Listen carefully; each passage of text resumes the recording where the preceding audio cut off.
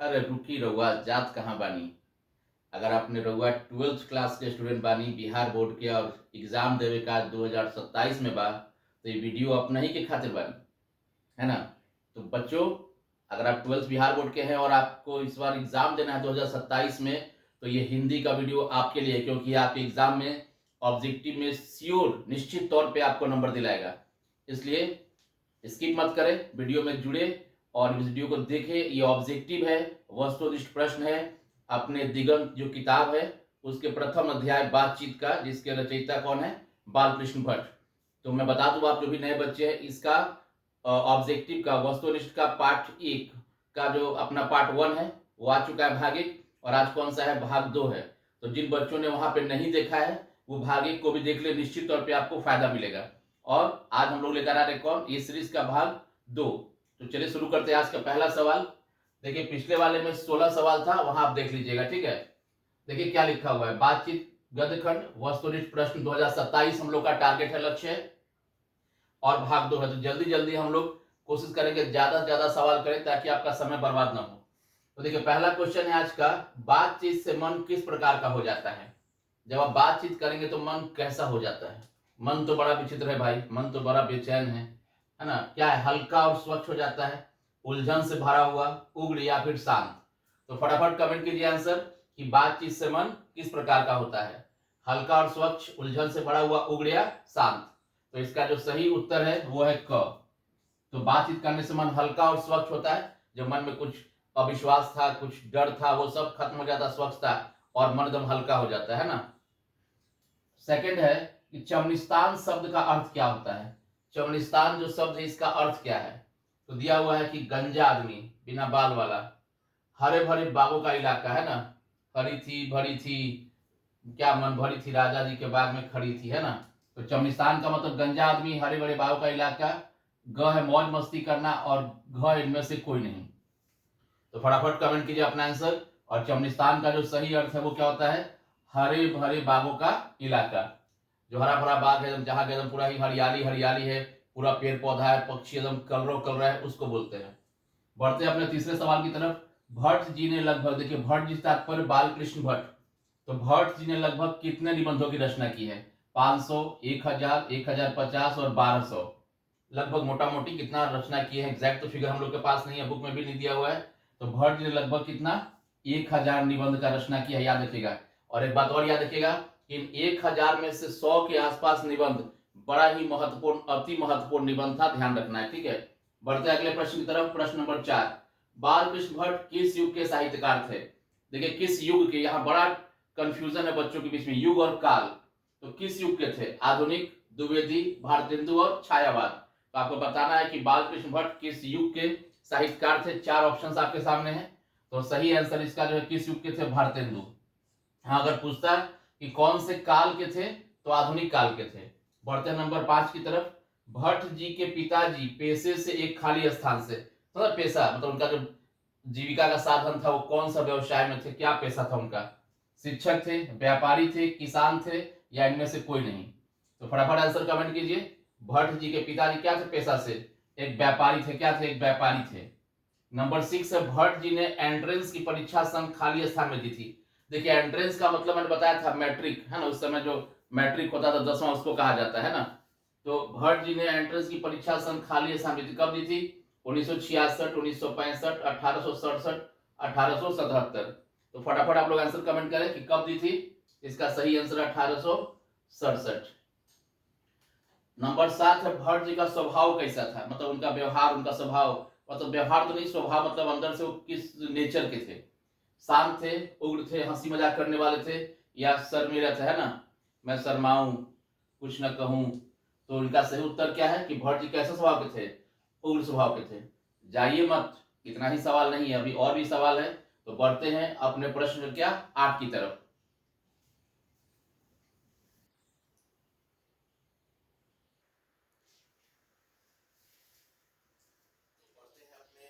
Next प्रश्न की ओर, प्रश्न नंबर 8 की तरफ। 7 तक आपने बहुत सुंदर से किया। अब बढ़ते हैं प्रश्न नंबर 8 की तरफ। देखिए वाक शक्ति से क्या तात्पर्य है, यानी वाक शक्ति का क्या मतलब है। फर्स्ट है कि हंसने की कला उसे कहते हैं, सुनने की कला, बोलने की कला या फिर रोने की कला, यानी आपको बताना है कि वाक शक्ति का जो बात हुआ है, चर्चा हुआ है बातचीत चैप्टर में, तो आखिर बात वाक शक्ति से मतलब क्या है। तो हंसने की कला, सुनने की, बोलने की और रोने की कला। तो आप कमेंट करें इसका सही आंसर क्या होने वाला है। चलिए हम बता देते हैं, इसका जो सही आंसर है वाक शक्ति यानी कि बोलने की कला। क्या है? बोलने की कला। नंबर 9 है कि भट्ट जी की माता का नाम क्या था। जो भट्ट जी की माता जी थी उनका नाम क्या था? सुनीता देवी, पार्वती देवी, राधा देवी और मधु देवी। तो अपना आंसर कमेंट कीजिए कि भट्ट जी की माता जी का नाम क्या था। तो यस, इनका सही आंसर है क्या? पार्वती देवी। अगला प्रश्न है 10 नंबर, भट्ट जी की मृत्यु कब हुई थी। क्या है? भट्ट जी की मृत्यु कब हुई थी? 23 जुलाई 1814, 23 जुलाई 1914, 3 जुलाई 1914 और 20 जुलाई 1914। तो सही जो उत्तर है वो कमेंट कीजिए। इसका सही उत्तर क्या है? 20 जुलाई 1914 को उनका क्या हुआ था? मृत्यु हुआ था। नेक्स्ट है, भट्ट जी के मन में अध्ययन के प्रति रुचि और लालसा किसने जागृत की थी। मतलब जो बालकृष्ण भट्ट थे उनके मन में पढ़ाई के प्रति रुचि, लालसा को जागृत किसने जगाया था? उनकी माता जी ने, उनके पिताजी ने, उनके मित्र ने या फिर उनके शिक्षक ने, है ना। तो इसका उत्तर क्या? उनकी माता जी ने। और आप लोग भी कमेंट कीजिए कि आपके मन में पढ़ाई की इच्छा किसने जागृत किया है ना। तो फटाफट कमेंट कीजिए आप लोग के मन में कौन जागृत किया। नंबर 12 है, जब बातचीत खाली स्थान लोगों में की गई हो तो मानो अंगूठी में नग से जड़ जाती है। मतलब कितने लोग के बीच की बातचीत को क्या कहा है लेखक ने कि मानो अंगूठी में क्या हो गया? नग। अंगूठी होता है ना, उसमें नग जड़ जाता है ना। तो क्या है इसमें उत्तर? 1 2 3 4। तो बताइए आप लोग क्या होगा उत्तर इसका। तो याद रखिए 3, यानी जब 3 लोगों के बीच में बातचीत होती है तो लेखक का मानना है, निबंधकार का मानना है, मानो अंगूठी में क्या हो गया? नग से जड़ गई। अगला प्रश्न की तरफ पढ़ते हैं, भट्ट जी का जन्म कब हुआ था। 23 जुलाई 1944, 23 जुलाई 1744, 23 जुलाई 1944 और 23 जून 1844। तो बताइए फटाफट कौन सा आंसर होगा। तो इनका जन्म जो है वो हुआ था 23 जून 1844 को, ठीक है। और अगला प्रश्न है कि भट्ट जी का जन्म हुआ कहाँ था। बनारस में, काशी में, प्रयागराज या उत्तर प्रदेश। तो इनका जन्म कहाँ हुआ था? बनारस, काशी, प्रयागराज या उत्तर प्रदेश। तो उसका सही उत्तर क्या है? प्रयागराज में इनका जन्म हुआ था। और 15 नंबर सवाल है कि हिंदी प्रदीप एक खाली स्थान पत्रिका थी। आप सब जानते हैं कि हिंदी प्रदीप का संपादन बालकृष्ण भट्ट जी करते थे, है ना। तो साप्ताहिक पत्रिका थी, मासिक थी, वार्षिक या फिर त्रैमासिक। त्रैमासिक का मतलब 3 महीना में एक बार होते ना, क्वार्टरली। तो ये रियल में क्या था? एक मासिक पत्रिका थी, ठीक है। अरे रुकी रहुआ लोग, कहाँ जाता नहीं। तो अभी 15 गो सवाल भइल बा, एकदम भागता नहीं फटाफट फटाफट। अरे अभी पढ़ब, अभी समय दे तो एग्जामुआ में एकदम सब गर्दा गर्दा हो जाए। तो गर्दा करे के बाद ना एक बार हैंड रेस करी सब लोग। तो गर्दा करे के बाद तो तनी देर बनल है वीडियो में ले क्या होता नहीं। अगला सवाल प्रश्न नंबर 16। तो फटाफट इतना कर हुआ सब देख के आंसर मिला ली। आप कमेंट जरूर करो कि अपने सबके स्कोर कितना आयल बा। ठेठ भोजपुरी अंदाज में हम लोग हिंदी पढ़ रहे हैं।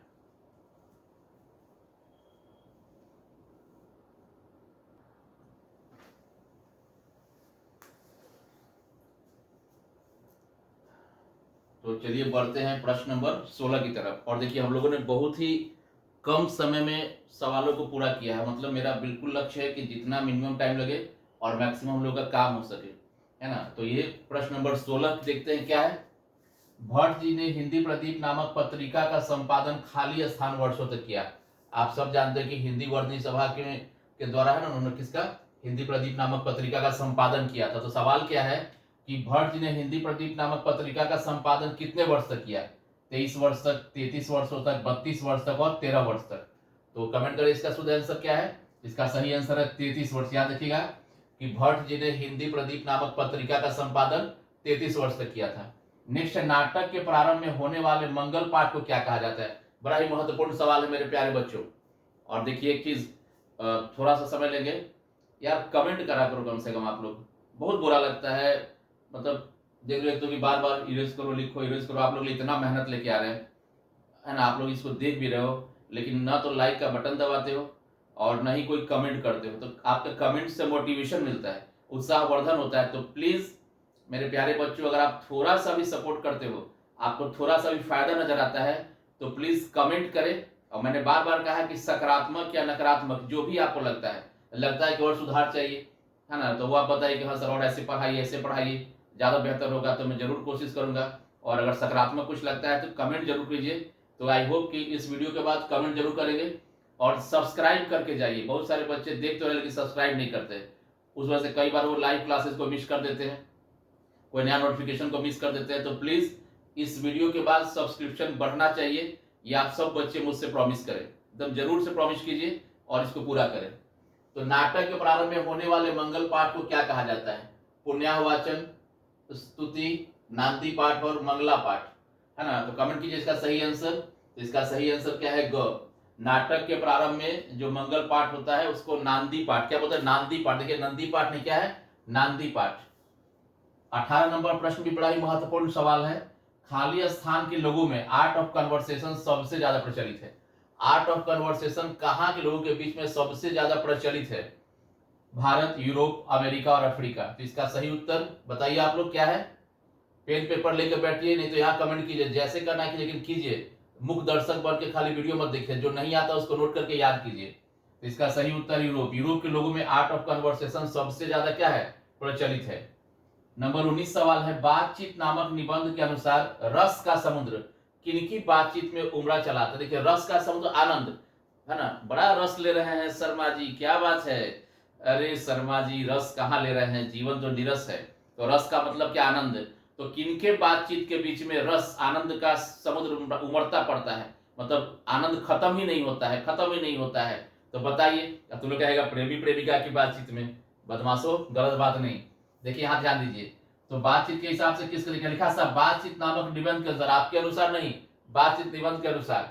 तो किनकी बात में रस का समुद्र, आनंद का सागर हिलोरे मारता है, बात खत्म नहीं होता है। देखिए उमड़ा चला आता है, एकदम उमड़ते रहता है, उमड़ते रहता है, उमड़ते रहता है। हमको सोच रहा है कि भाई क्या बोले। तो देखिए दो छात्रों की बातचीत में, दो मूर्खों की बातचीत में, दो हम सहेलियों की बातचीत में, दो पुरुषों की बातचीत में।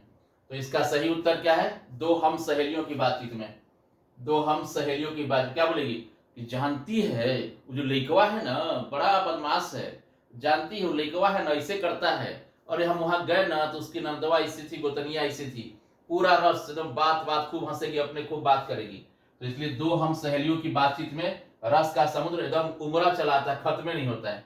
देखते ना लड़की लोग का बातचीत खत्म नहीं होता है। यहाँ से वहां चलेगी, बोली समय नहीं जा रहे हैं, अब वहां जाके फिर 1 घंटा बतिया लेगी, ना हम जा रहे हैं, हमको टाइम नहीं है, हमको बहुत काम है। फिर वहां जाएगी, अरे रुको ना 1 मिनट, 1 मिनट 1 घंटा हो जाता है। अगला है, बाल कृष्ण भट्ट को हिंदी का एडिशन किसने कहा था? देखिए सवाल ही पूछ सकता है कि किसको हिंदी का एडिशन कहा गया, तो बाल कृष्ण भट्ट को, या बाल कृष्ण भट्ट को क्या कहा गया? तो हिंदी का एडिशन। लेकिन यहाँ पे मैंने दिया है कि बाल कृष्ण भट्ट को हिंदी का एडिशन किसने कहा था? प्रताप नारायण मिश्र ने, आचार्य रामचंद्र शुक्ल ने, भारतेंदु हरिश्चंद्र, या फिर लाला श्रीनिवास दास। तो कमेंट कीजिए फटाफट इसका आंसर। तो इसका उत्तर है आचार्य रामचंद्र शुक्ल जी ने बालकृष्ण भट्ट को हिंदी का एडिशन और स्टील की श्रेणी में रखा था, एडिशन और स्टील की श्रेणी में रखा था। नंबर 21 है, किनके बीच की बातचीत में नौजवानों की निंदा मुख्य विषय होती है? मेरे प्यारे नौजवान साथियों बताइए, आप लोग के लिए सवाल है कि किनकी बातचीत में नौजवानों के निंदा शिकायत, किसकी निंदा मुख्य विषय होती है? ऑप्शन देखिए, बड़ा खतरनाक ऑप्शन है, शिक्षक। नहीं भाई, हम तो बिल्कुल आप लोग के खिलाफ नहीं जाते हैं, क्योंकि नवयुवक जो है ना, युवा शक्ति राष्ट्र का शक्ति है, युवा शक्ति ही मेरी शक्ति है, आप ही लोग से हम हैं, तो हम तो आपके खिलाफ कभी जाएंगे नहीं। बुड्ढों की बातचीत, है ना, महिलाओं की बातचीत और नेताओं की बातचीत। तो चलिए, नेता तो कभी नौजवान का बातें नहीं करता है, बोलता है झाड़ू मारो नौजवान, है ना, खाली बड़ा बड़ा वादा करता है। तो देखिए अब महिला के पास फुर्सत का, नौजवान का बात को तो बतियाएगी कि हमर गोतनी, हमर सास, है ना, फलना चिलना, इसी का बात करेगी। और शिक्षक हम तो बेचारे करते नहीं है। तो बच गया कौन?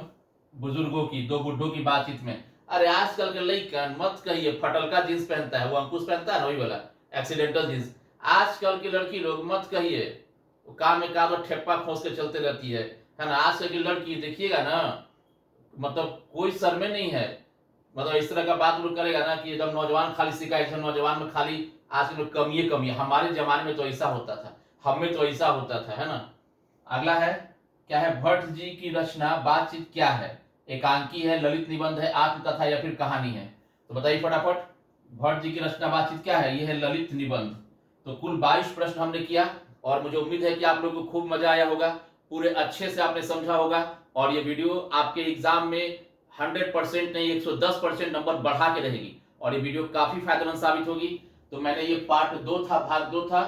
पहले में हम लोगों ने 16 प्रश्न किया था और यहाँ पे कुल 22 प्रश्न किया। इसका एक और पार्ट आएगा प्रैक्टिस के लिए, जिसमें इस चैप्टर का धागा खोल दिया जाएगा।